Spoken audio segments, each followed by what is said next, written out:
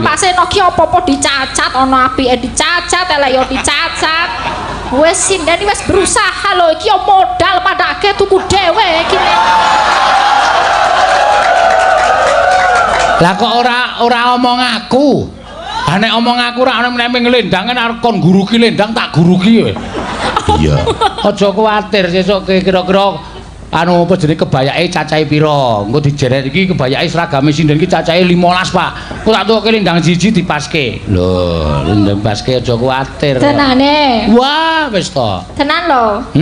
Tenan lho. Tenan aku ora gelut karo Mbak Tatin. Apa? Engko gelut karo Mbak Tatin. Lho, Tatin ora lendang, Tatine nek lendang ora wangun, korden.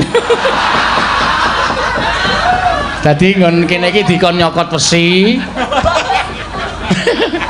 Cangkeme kon nyokot besi terus nangkon. Reketek dibuka. Padahal cantik yo iki sinden sejati yo Mbak Tatin wangun tenan demes kok gorden padake yo. Engko diseneni, Mbak. Iya, iki mengeti utawa tasakuran sapa?